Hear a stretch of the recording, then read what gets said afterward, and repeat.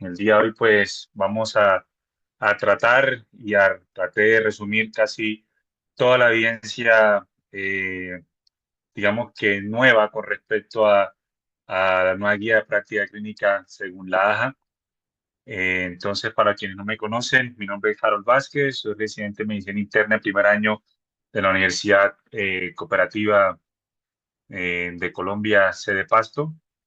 Entonces, aquí pues la idea es tratar de que esto sea un foro muy interesante y ir desarrollando cada paso. Entonces, bueno, vamos a ir pensando.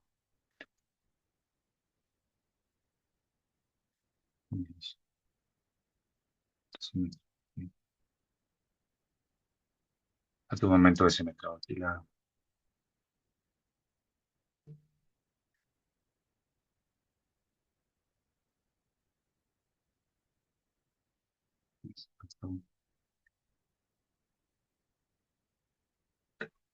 Listo. Bueno, sin ningún tipo de conflicto de interés, una revisión netamente académica con fines educativos para todos, incluyéndome. Entonces, la agenda del día de hoy se basa en 6 puntos fundamentales. Una visión general de unas definiciones claves, sabiendo y entrando en discusión de diversas definiciones, sobre todo las definiciones universales de infarto, trayendo a polución una última propuesta de definición que salió recientemente y discutida también en esta guía de práctica clínica según la AJA. Hablaremos del abordaje inicial, la terapia estándar con respecto al infarto de miocardio sin elevación del ST. Igual manera también con ciertas consideraciones especiales, sobre todo para el infarto agudo con elevación del ST, las terapias de reperfusión, el manejo intrahospitalario y qué consideraciones debemos tener al egreso. ¿Listo? Y conclusiones, ¿qué es lo nuevo? Traté de hacer al final unas conclusiones que es lo más importante. Los objetivos principales es primero resumir la evidencia más relevante en cada recomendación. Sabemos que la guía de práctica clínica de la AJA el 2025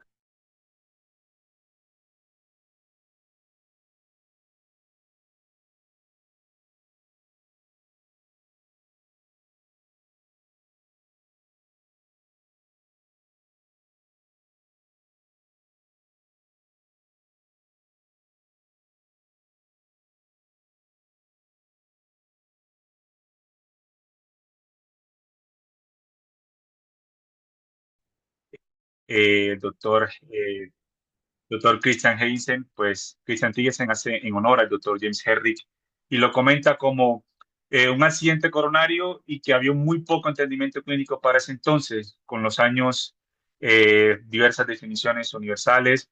La primera fue en el año 2000, la segunda en el año 2007, en el cual ya tenemos los tipos de infarto y este es el punto discutible, el cual la propuesta de definición que salió en noviembre del año pasado en una subcategoría de la revista de la AJA, que es Circulation, en el cual ya discute un poco con esos tipos y da un poco de complejidad con respecto a las definiciones y trata de, digamos que, de abordarlas todas en conjunto.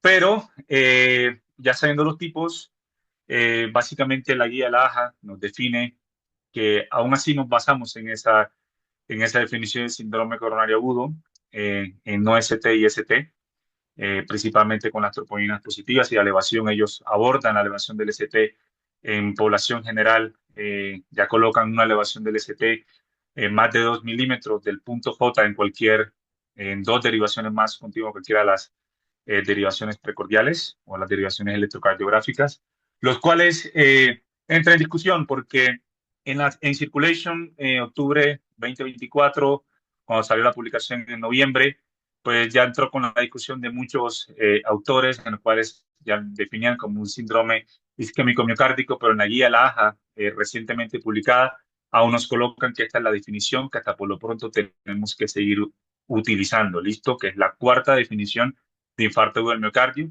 haciendo hincapié en los tiempos con respecto al infarto del miocardio tipo 4, tanto 4A, 4B y 4C, haciendo un punto de corte para el 4A, que es en aquella complicación perioperatoria dentro de las primeras 48 horas después de la intervención coronaria percutánea.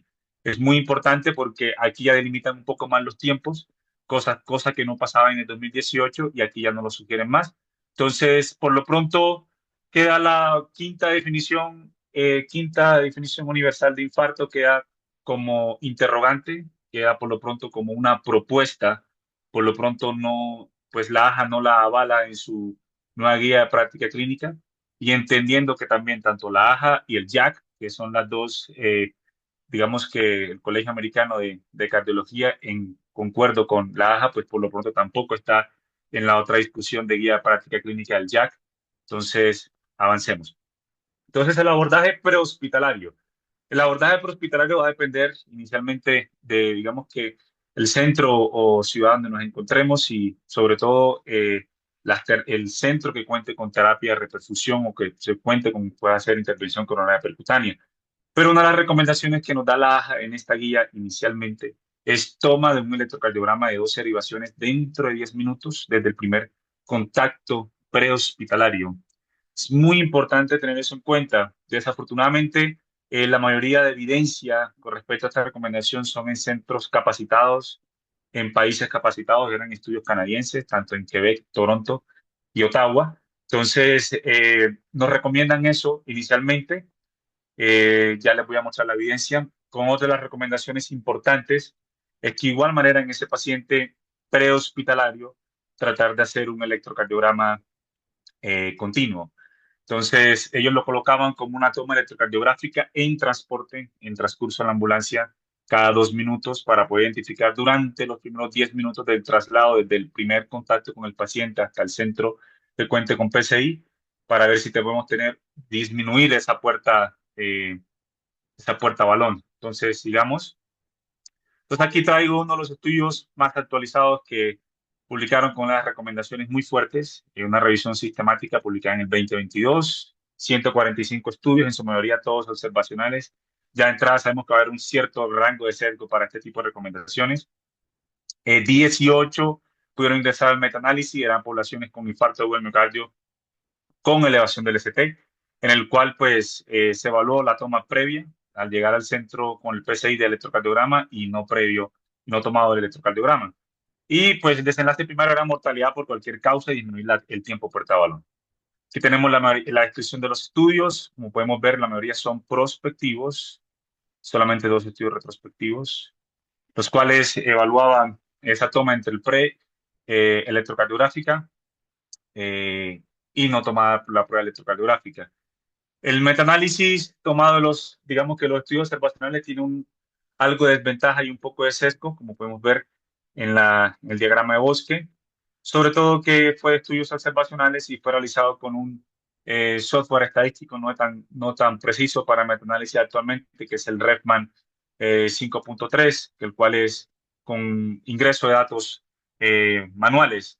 Entonces, básicamente fue un efecto aleatorio, el cual pues nos decía que pues había más a favor de la toma electrocardiográfica prehospitalaria continua para cualquier desenlace, mortalidad por cualquier causa cardiovascular, con una heterogeneidad aceptable, menos del 20%, un 19%, y vemos que va más a favor de la toma electrocardiográfica previa. Y con respecto al tiempo de identificación, pues también la toma previa electrocardiográfica. Por ende, una de las recomendaciones que nos da la AJA en esta guía es que en lo posible el centro al cual prehospitalario, por lo pronto cabe mencionar que son estudios canadienses en los cuales son estados, en los cuales, pues para que pueda haber un programa de stroke o código STEMI, que son como el programa que más avala la AJA para toma de decisiones previas hospitalarias, deben de haber por lo menos tener 2 centros de PCI al menos en la redonda de 90 kilómetros. Entonces, es muy complejo porque sabemos que muchos de nuestros medios, sobre todo en Colombia, hay ciudades donde solamente hay un solo centro con PCI. Entonces, sigamos. Otro estudio muy importante que también lo citan, ya un poco viejito, pero ya más, digamos que ya más peso a las recomendaciones, retrospectivo, lo llamaron código STEMI. Y fue por verificación de 2 paramédicos altamente entrenados que tuvieran una impresión diagnóstica STEMI ya por un programa por el el, el sistema de salud de Quebec. Y la idea era ver el tiempo de traslado de desenlace primario, identificación temprana de, eh, digamos que el STEMI. Entonces, tenemos que dentro de los estudios, tanto ese del 2012 y 2018, se definió, y esto lo recomienda la AJA, que el primer triaje para sospecha de un infarto del miocardio, sobre todo con elevación del ST, es, eh, es la toma de previa de electrocardiográfica. No sé. Eh, Pueden apagar los micrófonos, por favor. Listo. Entonces, entonces nos recomienda que el primer triaje para sospecha de un infarto de miocardio es toma previa electrocardiográfica. Es decir, cuando estemos en nuestro servicio de urgencias y vamos a recibir ese paciente que por lo pronto viene remitido a nuestro centro que si cuenta con PCI, hay que por lo pronto garantizar que tenga tomado un electrocardiograma previo. Y esto con el fin de determinar o disminuir el tiempo balón para poder impactar en mortalidad y en desenlaces fatales. En el estudio previamente mencionado, un estudio prospectivo, el código STEMI 2006-2013, más de 18 años, pues lo mismo. Y esta vez aquí ya sí lo que les comentaba, sería cada 2 minutos en transporte al camión ambulancia. Y miren que la primera fue que la primera identificación del STEMI es tomarlo dentro de los primeros 10 minutos. Esto nos lleva a que la recomendación actualmente con la AJA dado a este estudio, el cual pues aquí tenemos la aleatorización de los pacientes, cómo fueron escogidos, cómo fueron medidos sistemáticamente, y nos dice clásicamente que independientemente si el paciente tiene un dolor torácico y hay muy alta sospecha de un STEMI, por favor realizar un electrocardiograma previo al traslado al PCI. Entonces, conclusiones de la AJA. Inicialmente, ese paciente previo al traslado al servicio que cuente con centro de PCI, inicialmente y preferiblemente debe tener un electrocardiograma de 12 derivaciones tomado dentro de los primeros 10 minutos con identificación clínica y preferiblemente, si es en traslado en ambulancia, preferiblemente al menos 5 electrocardiogramas en 10 minutos en traslado en camino. Eso pues en el mundo ideal canadiense, que es Centro Quebec, y muchas veces es complejo en nuestro medio común. Entonces, el abordaje inicial, aquí ya nace la recomendación, por eso quería mostrar los estudios previos, aquí nace la recomendación. Entonces, llega nuestro paciente al servicio de urgencias y lo primero que tenemos son 10 minutos para poder tomar e interpretar el electrocardiograma a la alta sospecha, sobre todo el síndrome coronario con elevación del ST. La mayoría de los estudios son con elevación del ST para toma electrocardiográfica previa.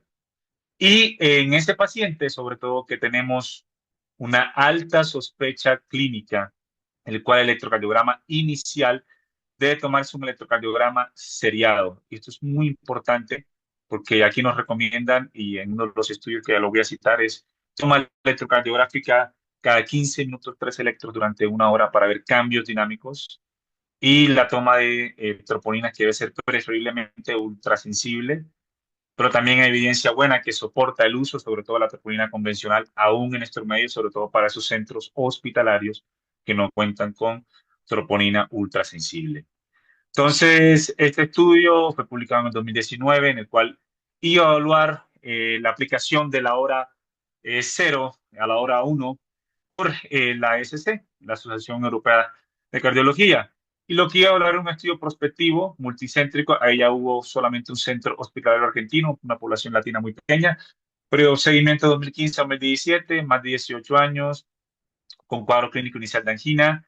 Y toda la idea era tomar, digamos que, troponinas ultrasensibles en la hora 1 y delta a la hora 3. Y la primera identificación de IAM, secundaria mortalidad a corto plazo y persistencia de angina, era evaluar si la curva térmica era necesaria o no. Y tenemos que primero, lo que más nos funciona en esta toma en la primera hora, en la aplicación en la muestra poblacional aleatorizada ya después del análisis bivariado, vemos que la troponina ultrasensible inicialmente durante la primera hora nos sirve para clasificar si nuestro paciente es o no un infarto agudo del miocardio durante la primera hora y ya el delta a la tercera hora para ver si es un rulín y si puede ser candidato temprano para PCI, sobre todo en ese paciente con alta sospecha de un síndrome coronario agudo sin elevación del ST, ya que si es un paciente con elevación del ST, pues digamos que ya la troponina nos cumple más para pronóstico. Entonces, con respecto al tiempo, miren que durante la primera hora en esta curva eh, de predicción cumulativa, de posterior al análisis bivariado con curva de porcentaje utilizando el modelo de Kaplan-Meier, básicamente nos dice que durante la primera hora el porcentaje cumulativo, tanto diagnóstico y de exclusión, es mucho mayor. Así que preferiblemente cuando nuestro paciente llegue al servicio de urgencias, identificar primeramente nuestro electrocardiograma durante los primeros 10 minutos y durante la primera hora, preferiblemente tener troponinas ultrasensibles, preferiblemente. Esta es otra recomendación, un algoritmo con respecto a el enfoque diagnóstico en ese paciente según el riesgo y la estratificación, según el resultado de las troponinas y qué podemos ir haciendo. Esta publicación fue en el 2021, en el cual evaluaba, pues, básicamente recopilaba, era un review que recopilaba datos y nos decía cómo poder ayudar diagnósticos que no son claros al electrocardiograma, pero ya con resultados de troponinas. Entonces, si tenemos una troponina menor de 5 nanogramos por litro, pues nada, bajo riesgo y pues básicamente es un paciente que queda out o queda fuera de nuestro seguimiento para síndrome coronario agudo. Inicialmente con electrocardiograma, digamos que sin cambios, ya medio durante los primeros 10 minutos y de electrocardiograma seriado. En ese electro que ya está pues de 5 nanogramos ya por encima del percentil 99, hay un riesgo intermedio. Y aquí hay que ver la evaluación del delta, ¿listo? Ya cuando hay más de 3 nanogramos por litros y la clínica es muy sugestiva de síndrome coronario agudo a pesar de no haber cambios electrocardiográficos, ahí ya tenemos que ingresar al servicio de urgencias y por lo pronto a las sexta, 12 horas hay que considerar, digamos que una curva de troponina, saber si hace una tercera elevación y poder considerar si es candidato o no a PCI. Y pues digamos que nuestra decisión más fácil es en este paciente que tiene la clínica con troponinas por encima del percentil 99 y con muy alto riesgo eh, según la estadificación que ahorita la vamos a mencionar. Entonces, doctor, si probablemente la pregunta que nace no tengo troponina ultrasensible, sino troponina convencional en mi servicio de urgencia. Entonces tenemos este metaanálisis, también recomendado en la guía LAJA, 2015, publicado ya un poco viejito, pero fue estudios prospectivos. Esto es importante por el sesgo. Y era angina con respecto a, pues, comparando la troponina convencional con la troponina ultrasensible. Y los pacientes que se excluían eran pacientes con troponinas elevadas ya conocidas. El diagnóstico primario era un diagnóstico DIAM, entonces aquí tenemos básicamente el diagrama pues de Prisma y pues fueron 18 publicaciones incluidas en el, es- en el análisis, en el metaanálisis y tenemos la curva diagnóstica sobre el área bajo la curva para troponina convencional y troponina ultrasensible. Y si bien el área bajo la curva para troponina ultrasensible es superior con respecto a la troponina convencional, la troponina convencional tiene un buen área bajo la curva, sobre todo cuando es medido de manera seriada la troponina convencional comparado con la misma troponina ultrasensible. Entonces, si tenemos en nuestro centro una troponina convencional, miren que tiene un alto valor predictivo negativo, sobre todo cuando es seriado con respecto a la troponina convencional. Miren que inicialmente la troponina inicial convencional, si sale negativa, nos descarta inicialmente una sospecha de infarto del miocardio y con una troponina seriada, miren que el área bajo la curva pues se eleva un poco más. Entonces, la recomendación de la AJA es no solamente quedarnos con una troponina inicial, independientemente si es convencional o ultrasensible, sino hacer troponina seriada inicialmente tomada a la primera hora y el delta a la tercera hora para la troponina ultrasensible y para la troponina convencional de la tercera a la sexta hora para poder evaluar. Y inicialmente que sean tomadas la curva de troponina entre las primeras 12 horas del cuadro clínico. Y vemos que con respecto a que si la troponina es negativa, pues básicamente nos descarta el infarto del miocardio según este metaanálisis con estudios observacionales, haciendo hincapié que tiene una alta heterogeneidad, más de un 49% aproximadamente, y fue por un método de mantenancia el que pues nos hablaba la probabilidad pretest. Y con respecto a, digamos que a descartar inmortalidad, miren que si salían las troponinas negativas, pues era más a favor con respecto a esa prueba. Y con respecto a cualquier desenlace cardiovascular dentro de la estancia hospitalaria entre los primeros 30 días, que fue hablado en este metaanálisis, miren que si tenemos una troponina negativa, tanto ultrasensible o convencional, aquí tenemos una heterogeneidad del 0%, es decir, esta es una recomendación ya más fuerte. Probablemente tenga un mejor pronóstico a corto plazo durante su estancia hospitalaria. Y entonces la AJA se basa, según esas recomendaciones, hacer este algoritmo inicial. Entonces tenemos un paciente con sospecha de síndrome coronario agudo, evaluar dentro de los primeros 10 minutos la toma electrocardiográfica y obtener la troponina convencional o ultrasensible, una recomendación clase 1. Si tenemos un STEMI, pues evaluar terapia de reperfusión. Si tenemos un centro PSI, pues derivarlo al centro de hemodinamia. Y si no contamos con el centro PSI, pues fibrinolytico. De lo contrario, si no hay elevación del ST y la sospecha clínica persiste, pues EKG seriado durante la primera hora y el seriado de troponina, ya sea convencional o ultrasensible. Y así poder determinar el riesgo y según el riesgo determinar si nuestro paciente necesita o no terapia de reperfusión emergente, sobre todo si es el riesgo alto. ¿Listo? Entonces, la terapia dirigida. Con respecto a la terapia dirigida, inicialmente la AJA nos recomienda estratificar nuestro riesgo. Entonces tenemos la escala Grace, que digamos que por ciertos años previos ya viene siendo un poco discutida, pero hay nuevos estudios que aún nos validan el uso de la escala de Grace, sobre todo la calificación con TIMI, el cual pues nos evalúa la mortalidad a mediano a corto plazo, tanto para cada uno. Y es muy importante que, y la AJA nos recomienda cuando nuestro paciente ya tenemos inicialmente abordaje inicial, tanto el electrotroponinas y la estadificación de riesgo. Entonces tenemos este estudio al autorizado, se llama el estudio UK-GRIS. Fue un estudio, bueno, aquí puse la N, pero es UK-GRIS. Es un estudio en las Naciones Unidas, multicéntrico, 42 centros hospitalarios en las Naciones Unidas de 2017 a 2019, 3.050 pacientes, en los cuales se evaluaba la aplicación de la escala Grace en esos pacientes sin elevación del ST y seguidos a 12 meses. El desenlace primero era muerte cardiovascular y o readmisión a servicios de urgencias por eventos cardiovasculares, incluyendo falla cardíaca. Tenemos los dos brazos de estudio del estudio. Digamos que aquí los participantes iniciados en el análisis primario, es decir, 1.440 pacientes por causa eh, de mortalidad por muerte cardiovascular y por tasas eh, de hospitalización por falla cardíaca o reinfarto. Entonces, básicamente, en esos pacientes con Grace, score con respecto al, digamos que al manejo estándar, tenía una mayor discriminación.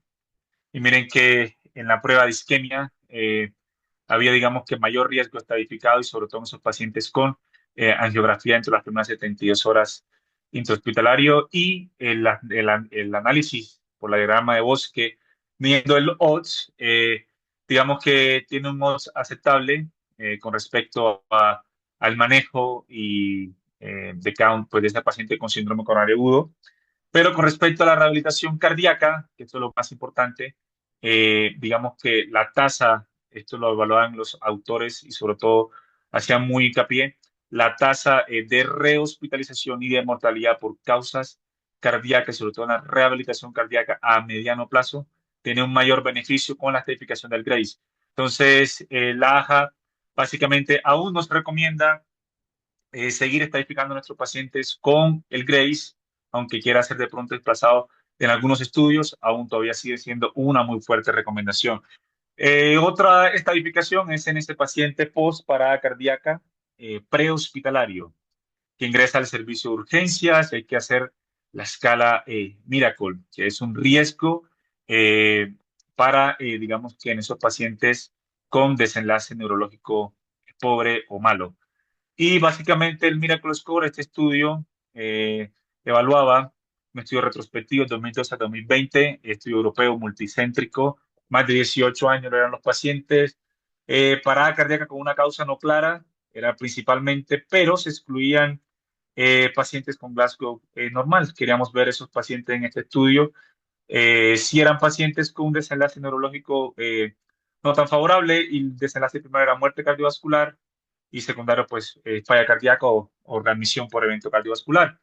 Y pues lo que más nos recomienda la AJA es que en ese escala de Miracle con bajo riesgo que se encuentre entre 0 a 3 o que tenga, sobre todo en estos pacientes de un estado de choque, sobre todo tanto para A, B y C inicialmente, son los que los pacientes más recomendaban post previo, con una parada cardíaca previa ingresado al servicio de urgencias no claridad, recomiendan estadificarlo con el riesgo con la escala Miracle y ver si nuestro paciente es candidato o no para terapia de reperfusión postparada. Digamos que en la mayoría de, digamos que validación de datos estadísticos tomados del estudio, dieron en muchos pocas recomendaciones, pero de lo más importante que llama la atención es, primero, esos pacientes que tenían elevación del ST, es decir, esta es la recomendación más 1A que nos da la AJA, paciente post parada cardíaca con elevación del ST o bloqueo de rama izquierda nuevo, se beneficia más inicialmente de terapia de intervención percutánea coronaria post parada cardíaca y tiene una muy buena P, valor estadístico importante que valía los datos y sobre todo la sobrevivencia. Desafortunadamente, para de pronto lo que más nos llama la atención para desenlaces neurológicos, no tiene una buena fe, a pesar que lo coloquen aquí. Entonces, digamos que las tres recomendaciones más claras en un paciente post parada cardíaca previo a la hospitalización que ingresa al servicio de urgencias es que ingrese con un electrocardiograma con una elevación del ST o un bloque de rama izquierda nuevo, que tenga un Miracle Score bajo con una clasificación de choque cardiogénico inicialmente entre A, B y C, que esté iniciando, que tenga al menos un soporte vasoactivo que no esté refractario y que digamos que tenga una predicción de buen desenlace neurológico según el Miracle y no se recomiendan esos pacientes comatosos. Entonces, eso es muy importante saberlo. Y pues en la mayoría, digamos que de desenlaces sin el rombo a final, en esos pacientes que tienen un Miracle bajo, es el que más se va a favor. Y sobre todo con elevación del ST, esas recomendaciones previamente comentada. Entonces, la AJA nos saca esta recomendación, paciente con parada cardíaca, con elevación del STI que haya sido resucitado, preferiblemente prehospitalario, debe ser trasladado sí o sí, recomendación 1 con niveles de evidencia tipo C, pero igual es una recomendación 1, debe ser trasladado a un centro que cuente con PCI.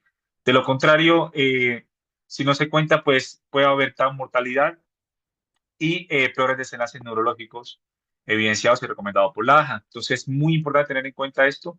Nuestros pacientes prehospitalarios que hacen parada cardíaca deben ser trasladados a un centro con PCI. Para la oxigenoterapia, que es tan criticada, esto lo sabemos desde 1969.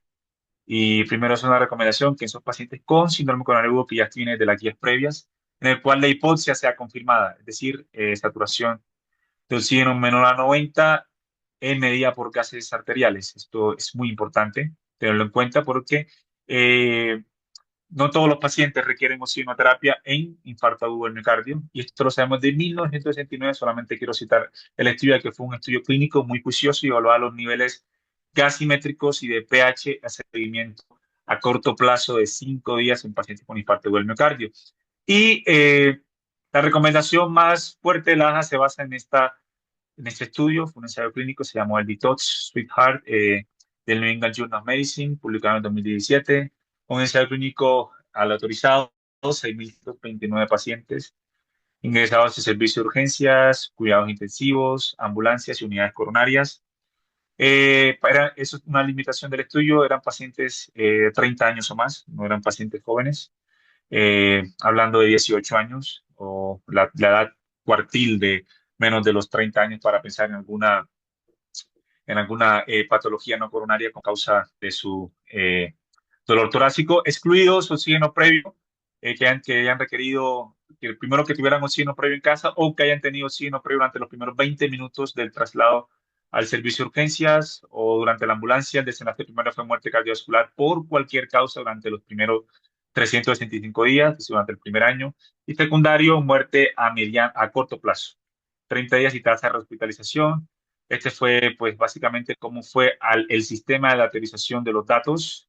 Pues fue una muestra poblacional importante, 3.000 para cada brazo, con pues, oxigenoterapia y sin oxigenoterapia.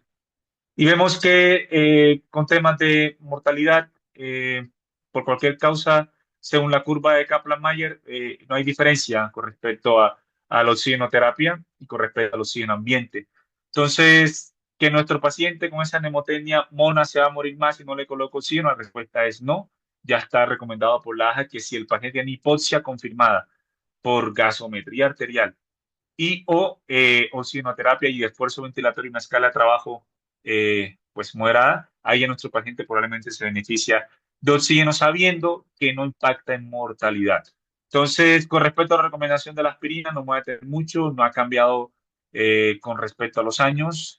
Todos nuestros pacientes con síndrome coronario agudo, independientemente si es con o sin elevación del ST, debe ser eh, iniciado pues antiagregación con terapia antiplaquetaria con el ASA, que todavía sigue siendo recomendado. Este es el estudio clásico donde salió esa recomendación en el 2002 en el BMJ y fue un metaanálisis colaborador, más de 19, bueno, 19 ensayos clínicos autorizados, 3.427 y el ASA en eventos coronarios y pues el desenlace primario era ver si habían desenlaces vasculares fatales, tipo sangrado y digamos que en los desenlaces más importantes con respecto era, le iba mejor con terapia antiplaquetaria, entonces importante, esos pacientes siempre nunca olvidarnos que nuestra primera medida es la antiagregación con el ASA de nuestra terapia. La terapia con los inhibidores de los P2Y12, digamos que aquí ya hay mejores y recomendaciones más actualizadas con respecto a lo que nos dice la AJA 2025. Primero, en ese paciente que ingresa con elevación del ST y sin elevación del ST, sobre todo que en elevación del ST, independientemente de las troponinas, hay una recomendación en el cual nos hablan de que durante la terapia fibrinolytica debe ser administrada conjuntamente mientras el fibrinolytico es administrado el clopidogrel para poder impactar en desenlaces cardiovasculares de cualquier causa y para no elevación del ST con que ya tenga pues diagnóstico confirmativo, pues hay que adicionar a la aspirina un inhibidor de los P2Y12. Y ahí tiene la discusión, digamos que más amplia durante los años, si clopidogrel versus prasugrel o ticagrelor. Por lo pronto, unas recomendaciones intrahospitalarias en nuestros pacientes y digamos que miren que por lo pronto siempre nos recomiendan en esos pacientes que van para PCI, preferiblemente prasugrel o ticagrelor para disminuir el riesgo de trombosis del stent. Es decir, si tenemos a la mano prasu o ticagrelor, pues, preferiblemente utilizarlos. Con esos pacientes a los cuales, esta es una recomendación también, digamos que ha tomado más fuerza con evidencia un poco más actualizada, en los cuales van a ser manejados sin plan invasivo. Es decir, tenemos un paciente con síndrome coronario agudo, el cual, dado a la edad, se considera que el paciente no va a ser llevado inicialmente durante las primeras 72 horas a estratificación invasiva con PCI. El ticagrelor es recomendado para reducir cualquier muerte de causa cardiovascular. Y digamos que siempre el clopidogrel pues debe estar a la mano si no se cuenta con el prasugrel, ya que si no son tolerados tanto ni el ticagrelor ni el prasugrel por el riesgo de sangrado que cuentan, pues hay que tener el clopidogrel siempre a la mano teniendo en cuenta esas recomendaciones. Eh, entonces, es muy importante esas recomendaciones, ya que tenemos un efecto del clopidogrel con respecto a la adicionada con la aspirina. Esto lo sabemos ya desde el 2001, un estudio al autorizado, 12.562 pacientes sin elevación del ST, ACE y clopidogrel. El desenlace primero era mortalidad por cualquier causa y pues adicionando el clopidogrel, digamos que se morían menos los pacientes y la tasa acumulativa era mejor con respecto al seguimiento y esta es la recomendación de la doble integración durante los 12 meses y vemos que para clopidogrel, digamos que en la mayoría de desenlaces, sobre todo en desenlace de mortalidad que de pronto más nos interesaba en ese entonces, fue mejor. Pues los estudios clásicos, que no me voy a detener mucho aquí, que ya los conocemos, el estudio Plato, con la doble integración comparada clopidogrel versus ticagrelor, una muestra poblacional muy importante, 13.408 pacientes con terapia invasiva planeada, ese paciente que ya para PCI. Vemos que en el grupo del ticagrelor con respecto a la tasa de supervivencia y la curva de Kaplan-Meier le iba mucho mejor. Y con respecto a infarto, miocardio, tasa de reinfarto, eh, pues menos tasa de reinfartos con respecto del ticagrelor con el clopidogrel en ese paciente con PCI. Y para muerte cardiovascular incluso, aunque no haya mucha diferencia entre el rango intercuantil de heterogeneidad, siempre de igual manera dan la curva más hacia menor incidencia de muertes cardiovasculares por ingesta de ticagrelor. Entonces, el estudio Tritón, y aquí ya evaluábamos el prasugrel comparado con el clopidogrel en esos pacientes que iban a intervención coronaria percutánea con elevación del ST. Aquí ya hablamos con elevación del ST y dos brazos, digamos que para desenlaces primarios, que eran mortalidad por cualquier causa cardiovascular, en 2.438, el otro brazo era 1.094 pacientes, compararon tanto para este desenlace primario, clopidogrel y prasugrel, y para este desenlace secundario también los dos, con muestras poblacionales similares para que haya mejor peso estadístico y poca diferencia heterogénea. Y vemos que en este paciente con elevación del ST, en plan de realización de intervención percutánea coronaria, la recomendación de la AJA es preferiblemente si se tiene a la mano prasugrel, dado a que tiene menor incidencia acumulativa de causas de mortalidades cardiovasculares a corto plazo, a mediano y a largo plazo. Y con respecto, digamos que a la seguridad o sangrados o eventos vasculares mayores, vemos que, digamos que con el prasugrel es seguro utilizarlo, aunque hay una poca diferencia intercuantil, colocan los autores que es seguro. Y vemos que con respecto a las otras desenlaces que hablábamos de rehospitalización por infarto, y rehospitalización por falla cardíaca, la rehospitalización por falla cardíaca o por causas cardiovasculares, pues no hubo diferencia. Y por reinfarto, pues digamos que le iba mejor a el prasugrel. Y la AJA, mucho se llena de más fuerza, sobre todo cita muy fuertemente, digamos que el ticagrelor versus clopidogrel en pacientes sin elevación del ST, eh, con o sin terapia de revascularización. Y aquí querían evaluar si en verdad el estudio Plato era aplicable, sobre todo en esos pacientes que no iban a candidatos para PCI. Vemos que con respecto al ticagrelor, digamos que la tasa de, digamos que por muertes cardiovasculares era menor en esos pacientes sin plan invasivo, con síndrome coronario agudo, sin elevación del ST, pues preferiblemente usar el ticagrelor, ya que en todas las causas de desenlaces fatales, tanto por muertes cardiovasculares o por tasas de reinfartos o tasas de rehospitalizaciones por causas cardiovasculares, les iba menor incidencia. Entonces, en este paciente con diagnóstico de síndrome coronario agudo sin plan de PCI, preferiblemente ticagrelor, preferiblemente. Sí, hay tolerancia y no hay sangrado mayor por el riesgo de sangrado que tiene el ticagrelor comparado con el clopidogrel. Eso es muy importante. Entonces, la AJA saca estas recomendaciones en estos cuatro tipos de, digamos que brazos de recomendaciones. Entonces, tenemos PCI, síndrome coronario agudo sin elevación del ST o con elevación del ST, aspirina. eh, y ahí pues nos recomiendan como clase 1 ticagrelor o prasugrel preferiblemente y utilizar el clopidogrel si no están disponibles o no los tolera. En ese paciente con revascularización miocárdica, ya sea por cirugía cardiovascular, independientemente del, del tipo de cirugía.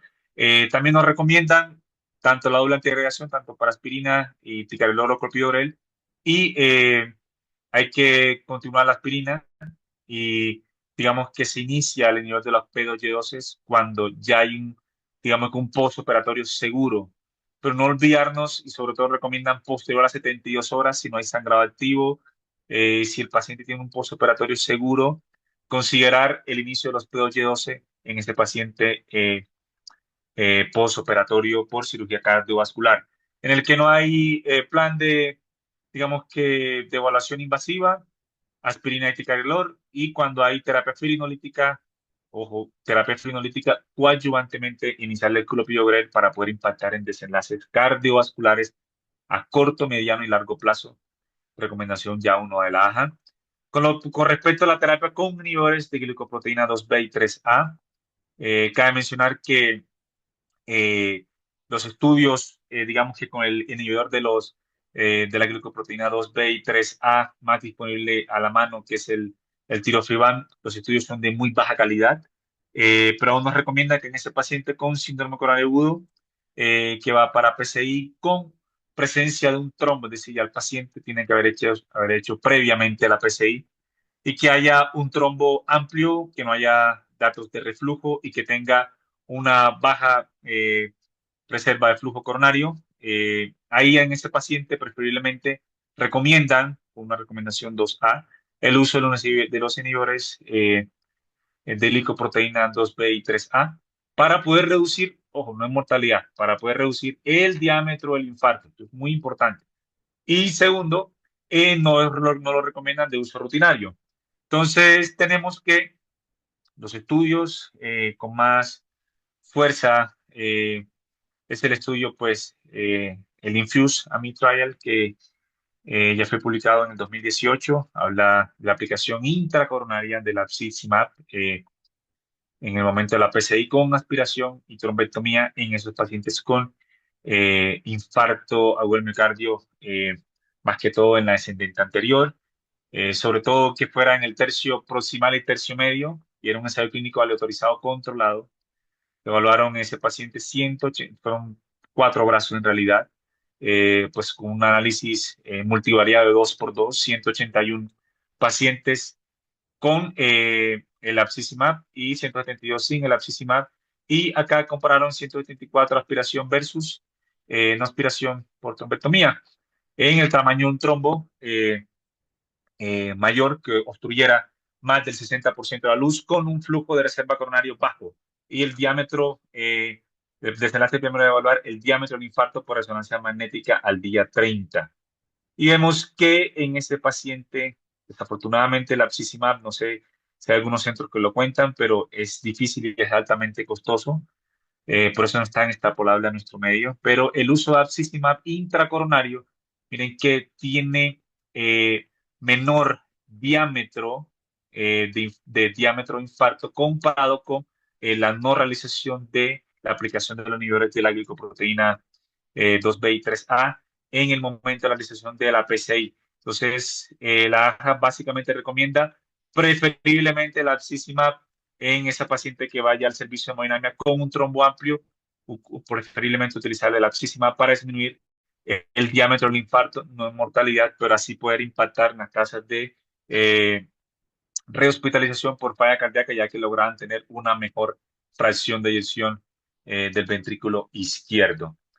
Eh, pues con respecto al tirofibán, el tirofibán se sabe del 1998, el estudio Prince Plus hablaba que el uso de tirofibán más heparina, 48 horas previas a la realización de la angioplastia de ciertos pacientes que fueran en el Prince Plus, para no detenerme tanto, ya le habían hecho PCI y eran pacientes que, pues, por la localización del trombo en su momento era difícil realizar la angioplastia para poder mejorar, digamos que la probabilidad de mejoría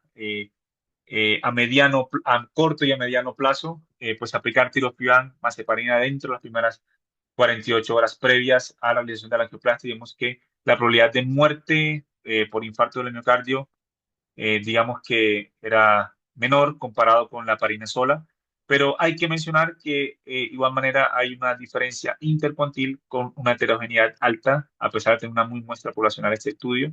Entonces, por lo pronto, la AHAM lo que más seguía de fuerza en sus recomendaciones con el Apixaban, pero aún así recomiendan el tirofibán con una muy baja calidad de evidencia si se tiene disponible a la mano. Entonces, la anticoagulación parenteral con respecto si hay diferencias entre heparina no fraccionada y heparina de bajo peso molecular, preferiblemente la nosaparina. Entonces, en todos esos pacientes con síndrome coronario agudo sin elevación del ST, pues la heparina no fraccionada es, digamos que es es mandatoria para reducir eventos isquémicos y esta crucecita que vemos aquí es porque es una diferencia con respecto a la recomendación previa, pero aquí ya nos comparan que en esos pacientes con, digamos que también es seguro utilizar la enoxaparina, la heparina o heparina bajo peso molecular, dado que muchas veces el uso de la infusión de heparinas, porque es en infusión, es en infusión, se asocia a mayor riesgo de sangrado, pero de igual manera la recomendación que más dan es una heparina no fraccionada. Entonces, en estos pacientes, de igual manera en los cuales van para plan invasivo, en el cual no es anticipado, pues tanto nosaparina o fondaparina es recomendada. En esos pacientes, digamos que en plan de ya sea revascularización por PCI o miocárdica cardíaca, por cirugía cardiovascular, pues la anticoagulación parenteral, hablando de la heparina bajo peso molecular, pues también ayuda a reducir los eventos isquémicos y esto es muy importante, la recomendación más nueva. Entonces, en pacientes con síndrome coronario agudo, ellos colocan heparina bajo peso molecular intravenosa. Eso sí, nosotros muchas veces lo utilizamos subcutánea, pero vemos que algunos de los estudios, en los brazos, los estudios sobre todo, hay pacientes en los cuales aplican heparina bajo peso molecular subcutánea, lo cual es muy bueno porque lo podemos extrapolar, pero puede ser considerado como una alternativa para la heparina no fraccionada al momento previo al PCI, sobre todo para reducir eventos isquémicos y no mayor a 8 días, ¿listo? Dentro de su estancia intrahospitalaria. Y esto lo sabemos, esto fue un metaanálisis desde el 2007, se sabe esto, pero la AJA ya se llenó con más fuerza en otros estudios también citados. Entonces, sí, se evalúa la eficacia y seguridad entre la heparina bajo peso molecular, un metaanálisis de 12 ensayos clínicos aleatorizados, tanto para infarto agudo del miocardio con elevación del ST y sin elevación del ST, y compararon tanto nosaparina y heparina no fraccionada. El desenlace primario, mortalidad, y de los secundarios, isquemia y sangrado, era más a favor con respecto a la nosaparina, con respecto al rango de seguridad. Con respecto a, digamos que a- al riesgo de sangrado, digamos que no hubo diferencia con respecto a la heparina no fraccionada y con respecto a la nosaparina, pero de igual manera también era seguro utilizarlo y con los 1Rs muy seguros como factores protectores y nos recomiendan estas dosificaciones ya previamente conocidas. Entonces la nosaparina 1 mg por kilo cada 12 horas, no superior a 8 días, y con la infusión de heparina con una carga inicial de 60 unidades por kilo.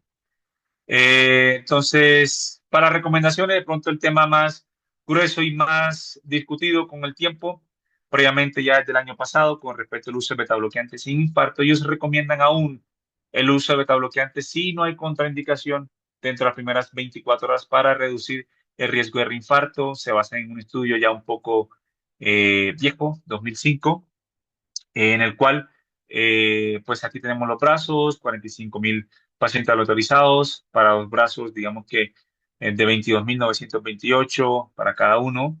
Y vemos que con respecto a la proporción de reinfarto, pues hubo menos tasa de incidencia, pero de igual manera, ojo, con siempre esta diferencia, hay poca diferencia intercuantil, en lo cual digamos que hay heterogeneidad en la recomendación.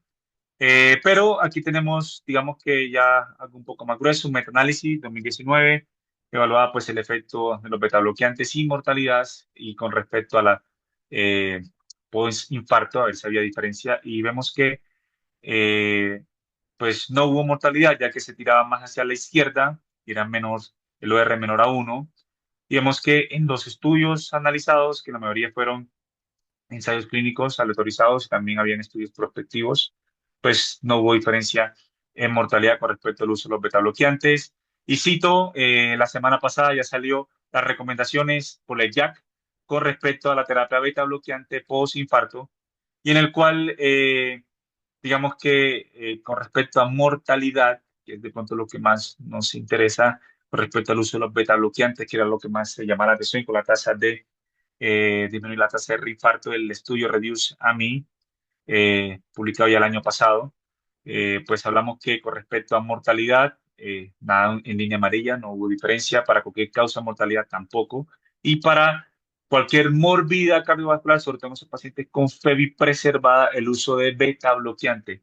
Posinfarto, por lo pronto, no se asocia a no se asocia a impactar en mortalidad, ni tampoco a morbilidades por desenlaces cardiovasculares.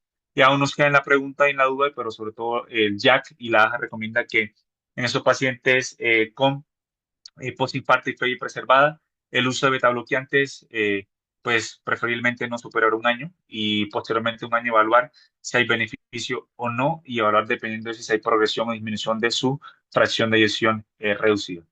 Entonces, nos basamos en este algoritmo ya en esos pacientes con eh, elevación del ST con respecto a cómo pues nos va diciendo la AJA y básicamente que ese paciente con elevación del ST ya se tuvo el electrocardiograma, el algoritmo clásico y en este paciente que ya se determinó de manera temprana, pues realizar el PCI y se trae estos algoritmos para que no se nos escapen y sobre todo que tratar que la meta para llevarlo a, digamos que al PCI sea menor a 90 minutos para poder impactar en mortalidad. Y la terapia de fibrinolisis debe ser decidida dentro de los primeros 30 minutos para poder impactar en mortalidad y posterior al PCI eh, dentro de las primeras 6 a 12 horas post-infarto para poder impactar en cualquier desenlace cardiovascular a largo plazo. Entonces, para no ST, aquí ya tenemos unas recomendaciones un poco más claras, sobre todo en esos pacientes con alto riesgo, riesgo intermedio y bajo riesgo. En el paciente con alto riesgo, la AJA nos recomienda en esta recomendación del 2025 con GRACE alto, mayor a 140, que pues hay que considerar la terapia invasiva de rutina y considerar una angiografía coronaria entre las primeras 24 horas, una recomendación 2A. Y esto sí, ya en la crucecita de recomendaciones en ese paciente, que los cuales tengan anginas refractarias o inestabilidad hemodinámica, pues preferiblemente realizar terapia de revascularización para poder disminuir cualquier desenlace cardiovascular. Para ese riesgo intermedio, pues considerarlo si el riesgo está entre 109 y 140 y la clínica es muy incipiente de síndrome coronario agudo sin elevación del ST con cambios dinámicos electrocardiográficos. Dentro de las primeras 72 horas hay que llevarlo a, antes del alta hospitalaria, a intervención coronaria percutánea para poder impactar sobre ese enlaces cardiovasculares. Y en este paciente de bajo riesgo ya hay que evaluar más factores, hay que evaluar comorbilidades y hay que evaluar si el paciente es beneficiario o no de terapia invasiva rutinaria. Con respecto a otra recomendación nueva, terapia de vascularización en multivaso. Entonces, aquí nos recomiendan esos pacientes hemodinámicamente selectivos que después de haber realizado PCI con una estenosis significativa y digamos que en ese paciente que no tenga coronariopatías en vasos no culpables, hay que realizar revascularización completa. Es recomendación 1A de la AJA con actualización de este año para poder impactar en mortalidad y en desenlaces cardiovasculares a largo plazo. Y esto lo sabemos porque 2019 se publicó el Complete Trial en New England Journal of Medicine, ensayo clínico multicéntrico, 12 centros, STEMI entre las primeras 72 horas y no ST, multivaso ojo, se revascularizaba la intención un vaso culpable con al menos obstrucción coronaria del 70% y había algunos pacientes con 50-60% de estenosis y con baja reserva de flujo coronario y era realizar revascularización completa versus solamente haciendo tratamiento del vaso culpable. Y el desenlace primero era mortalidad. Vemos que en ese paciente que había revascularización completa había menos tasa de incidencia acumulativa de causas de mortalidad y para causas tanto de mortalidades y causas de rehospitalizaciones por causa cardiovascular y reinfarto en esos pacientes con revascularización completa, tanto de vaso culpable y no culpable con estenosis mayor al 50% y reserva de flujo coronario baja. Es la recomendación 1A para poder hacer revascularización completa. Y en los desenlaces secundarios para cualquier causa de rehospitalización por causa cardiovascular, pues le fue mejor.